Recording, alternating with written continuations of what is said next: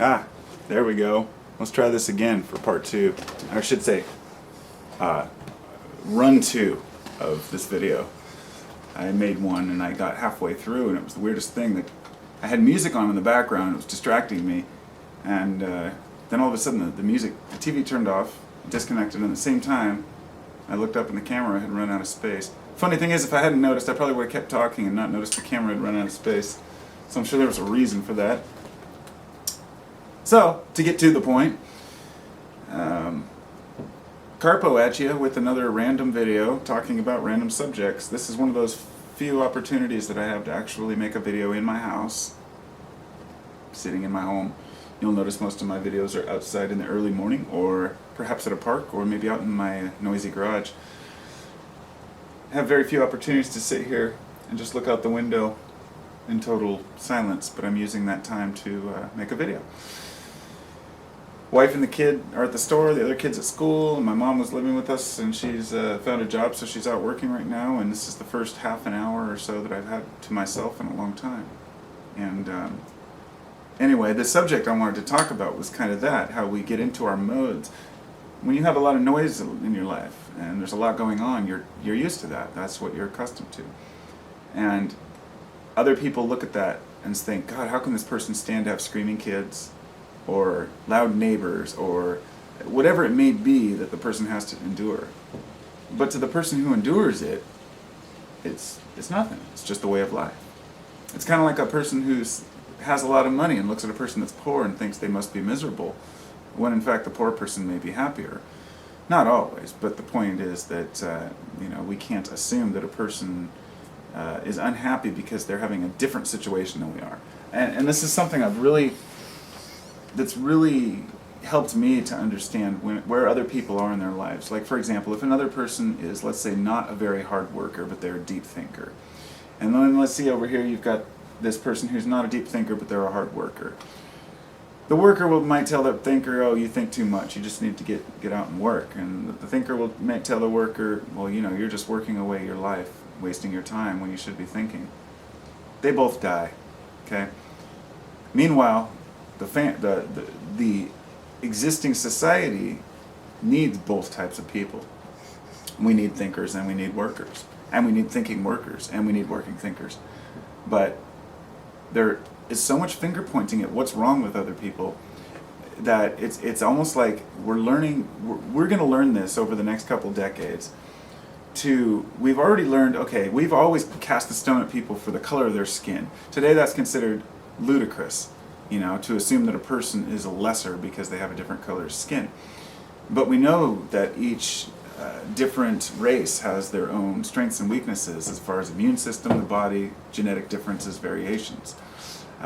The old joke about how, white men can't jump, or that Asians can't drive, and this kind of stuff. These are based on observations that we make about each other, and it's not something that we should try to abandon, but rather something we should try to embrace. And my thought about it is that it's the exact same way with the differences in personality types, okay? It's something that we can't see as easily, so it's easier to punish a person for the way they think. Let's think of it this way. If you were yelling at someone and telling them they're horrible because of the color of their skin, a lot of people would get on your case.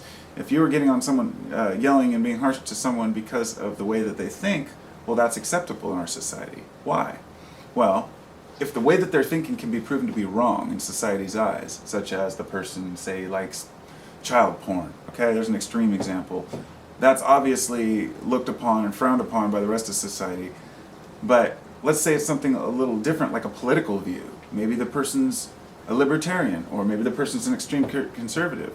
And someone will instantly judge them for being that way or thinking that way, not even realizing that they may agree in 90% of their, thoughts, but just that one little percent is enough to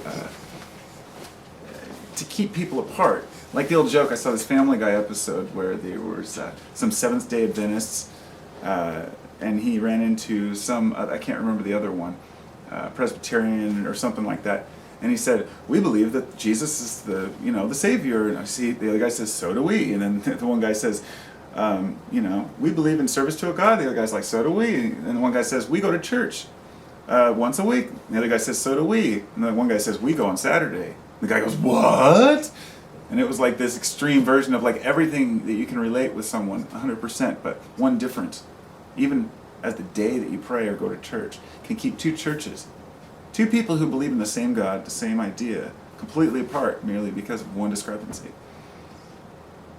That to me is the most childish example of humans trying to interpret something they don't understand. Now, let's take that, I'm using that religious example as a catalyst to say, let's move over to different behavioral patterns, people who are savants or who are, let's say, people who have autism. People don't make fun of people with autism or Asperger's or, a person, they almost feel sorry for people. Our society says, oh, we feel sorry for people with autism. I don't. Many of them are very functional. And while I'm not going to get into the details and, the morals of it all, but people are people. Often the people who suffer the most are those who look at others, not the people who are being looked upon. A person may look up and say, why do you feel sorry for me? A person who has autism would never be harshed upon, but why would a person who is very, let's say, a very intense, passionate person, or maybe a person who's a really quiet person, they might get picked on by their family for being a certain way. They might get picked on by their loved ones or their friends for being a certain way. And if you hear it enough times, then you might think, okay, there's some reason I'm not fitting in with people. Maybe I should, assess the way that I am. But much of the time, it's just one person telling you something. Maybe they're projecting it on you. And we have to learn when to say, okay, whatever, this person doesn't know me. I've learned how to do it in my own way, yet still listening, because if there's a fault of mine, I want to be able to work on it and fix it. But all this said, really my whole point here is that we have to embrace the differences in each other.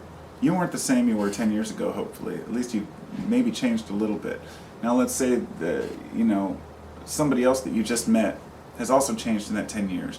But maybe you've grown opposite ways. Maybe you believed what they believed then and they believe what you believe now. Or maybe you have different political views that have switched and you just happen to meet when you're apart, or you're not agreeing on 100%.